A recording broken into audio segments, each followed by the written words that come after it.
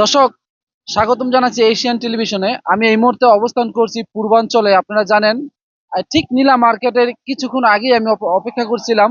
আমি দেখছিলাম এই দিক থেকেই নরসিংদী, নারায়ণগঞ্জ, মুন্সিগঞ্জ, গজাইরিয়া এই সমস্ত এলাকা থেকে কিন্তু ব্রাহ্মণবাড়িয়া এই সমস্ত এলাকা থেকে কিন্তু ছোট বড় অনেক জাতিকা মিছিল নিয়ে কিন্তু প্রবেশ করছে সেই এই সংবর্ধনা যে মঞ্চ তৈরি করা হয়েছে বিএনপির ভারপ্রাপ্ত চেয়ারম্যান তারেক রহমানের।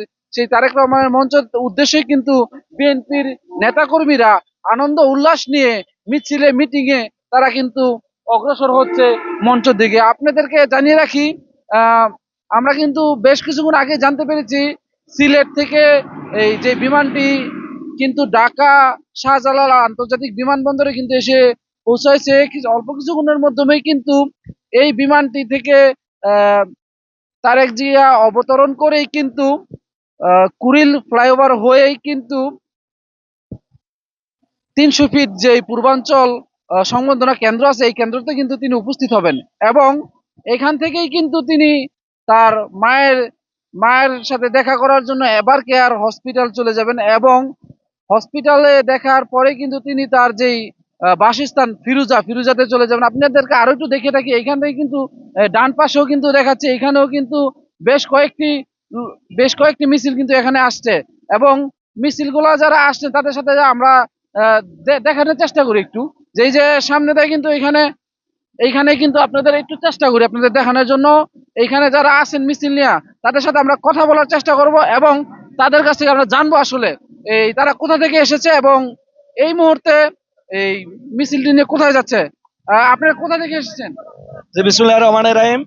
আমরা আমাদের নেতার আগমন উপলক্ষে আমরা পটুয়াখালীর গণমানুষের নেতা পটুয়াখালী আকাশনের দানের শেষের কান্ডারি আলাজ আলতাফ হোসেন চৌধুরীর নেতৃত্বে পটুয়াখালী জেলা যুবদল আমরা আজকের এই সংবর্ধনা অনুষ্ঠানে ইতিহাসের সাক্ষী হওয়ার জন্য আমরা পটুয়াখালী থেকে লঞ্চ যোগে এসেছি।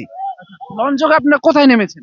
আমরা কাঞ্চন ব্রিজের ওই জায়গায় নেমে আমরা মিছিল সহকারে এখন আমাদের সেই কাঙ্ক্ষিত স্থান, সেই ইতিহাসের সাক্ষী হওয়ার জন্য আমাদের সেই সমাবেশ স্থলে আমরা রওনা। কাঞ্চন থেকে তো আপনাদের যে সংবর্ধনা মঞ্চ এটা বেশ অনেকখানি পথ, আপনাদের কেমন লাগছে এই পথ হাঁটতে?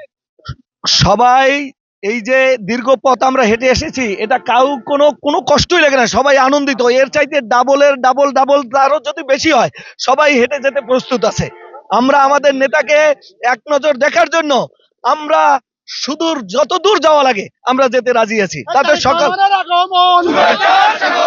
পটুয়াখালীর পক্ষ থেকে সুজন ভাইয়ের পক্ষ থেকে আলতাফ চৌধুরীর পক্ষ থেকে যুব দলের পক্ষ থেকে। আপনি এই যে আপনি বর্তমানে পটুয়াখালীতে কোন পদে আছেন?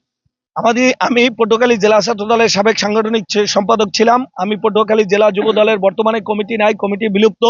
আমি পটুয়াখালী জেলা যুব দলের সাবেক যুগ্ম সাধারণ সম্পাদক, বর্তমানে সাধারণ সম্পাদক প্রার্থী পটুয়াখালী জেলা যুব দলের। আপনারা কয়টা লঞ্চ নিয়ে এখানে এসেছেন? আমরা নৌপথে 2টা লঞ্চে পটুয়াখালী থেকে আসছি। জি, আপনারা এই নৌযোগে যে এসেছেন সময় লেগেছে?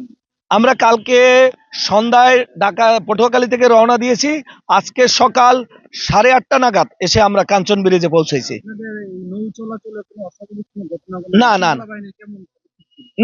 না এবং সবচাইতে বড় কথা হচ্ছে আমাদের যে নেতাকর্মীরা আছে সবাই সুশৃঙ্খল ভাবে সবাই আসছে, যার কারণে আমাদের কোনো বাধা বিঘ্ন বা কোনো কিছুই হয়নি।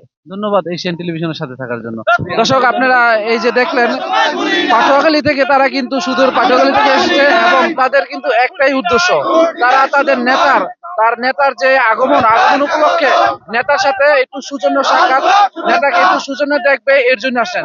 আমরা যতদূর জানতে পেরেছি নেতা কিন্তু বিএনপির ভারপ্রাপ্ত চেয়ারম্যান, তিনি কিন্তু ইতিপূর্বে সিলেট প্রেরণ করেছে। সিলেট থেকে কিন্তু তিনি সরাসরি ঢাকা বিমানবন্দরে আসবেন। ঢাকা বিমানবন্দর থেকে তিনি সরাসরি ৩০০ ফিটে এখানে চলে আসবেন। ৩০০ ফিটে আসার পরে নেতাকর্মী তাকে সম্বর্ধনা দিবেন। দর্শক, এই ছিল আমার কাছে ৩০০ ফিট থেকে সর্বশেষ সংবাদ।